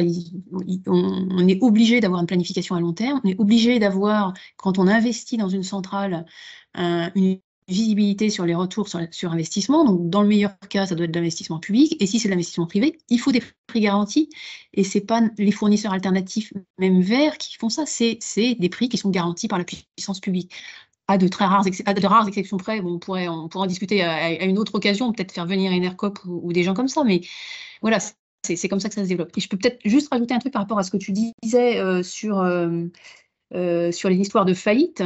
Il y a aussi des cas, hein, tu m'en parlais, où des entreprises, enfin, je pense à une en particulier, a fait faillite, et son patron a remonté un autre fournisseur alternatif quelques mois plus tard, parce qu'en fait, en faisant faillite, ils ont laissé leurs clients sur la paille avec leurs contrats, et donc ils ont dû re-signer des contrats plus chers. Mais par contre, ils avaient gardé ce que tu appelles le hedging, c'est-à-dire la quantité d'énergie qu'ils avaient achetée sur le marché à l'avance. Et celle-là, ils l'ont gardée et ils ont pu s'en servir pour alimenter d'autres clients. En fait, ça illustre qu'il y a tout un tas. C'est pour ça que la réglementation ne pourra jamais venir contrôler toutes les situations, parce que le rôle d'une entreprise et des gens qui y travaillent, dont moi, c'est au quotidien de trouver les failles et de venir optimiser les failles. Et donc, une autre faille qui a été trouvée par ce fournisseur en particulier, qui est assez ingénieux, c'est d'avoir deux sociétés, une société qui se couvre sur les marchés et une société filiale qui commercialise des contrats. Et la société, la holding qui se couvre sur les marchés, vend son énergie à sa filiale au prix auquel il l'achète. Mais si jamais les prix de marché augmentent, comme ça a été le cas, je suis en faillite sur ma filiale puisque je n'ai pas de couverture sur les marchés, et je garde tous mes hedges qui sont, comme on dit en langage financier, dans la monnaie, c'est-à-dire qui sont sous les prix de marché au niveau de ma holding. Donc, je mets en faillite ma filiale, je garde ma holding, je garde la couverture qui est sur ma holding, et je garde en même temps aussi mes droits à Rennes, et ça me permet de relancer un nouveau fournisseur, donc une nouvelle filiale 6 mois après, au moment où les prix de marché sont au niveau les plus élevés, donc il n'y a aucun nouveau fournisseur qui pourrait en théorie rentrer sur le marché. Mais si j'ai gardé mes hedges, ma couverture au niveau de la holding, je peux relancer mon activité 6 mois plus tard, comme si de rien n'était. C'est un autre mécanisme ingénieux, et je suis sûr qu'on en trouvera toujours des mécanismes ingénieux pour zigzaguer entre la réglementation. Il n'y a aucun organisme de contrôle qui pourra anticiper toutes les failles possibles du marché. Ok, écoute, merci beaucoup. Je pense qu'on va s'arrêter là parce qu'il est 2h30. C'était vraiment passionnant. Moi, je tiens vraiment à te remercier d'abord pour la clarté de tes explications, pour ton courage aussi, hein, parce que finalement, ouais, à ma connaissance, tu es le seul à raconter de l'intérieur ce qui se passe. Je retiens, je pense qu'on est quand même très en ligne sur notre façon de voir les choses, que prétendre qu'on va réguler le marché, c'est impossible, et que finalement, le modèle d'affaires d'un fournisseur, c'est justement d'essayer d'exploiter les failles, toutes les failles qu'il peut y avoir sur le marché. Je ne sais pas si tu veux rajouter un mot, et sinon, on va remercier tout le monde. Et puis, ah oui, juste, pardon, pour compléter aussi, on vous enverra un lien vers le film qui a été fait du site Eureka sur ce que détaille Camille, qui a beaucoup participé à ça, justement, sur ce qu'il a expliqué là aussi, sur les mécanismes d'arbitrage avec le tarif réglementé de vente. Une vidéo qui date de octobre dernier, donc ce n'est pas un phénomène qui est nouveau et qui est connu depuis 1 an. Voilà. Merci à tout le monde. Et puis, rendez-vous pour la prochaine fois, et on essaiera de vous envoyer quelques documents complémentaires. Et si vous avez des questions, n'hésitez pas à me les envoyer, et je les transmettrai à Camille si c'est à lui que ça s'adresse. Sinon, je répondrai à ce que je peux répondre. Merci bien. Au revoir.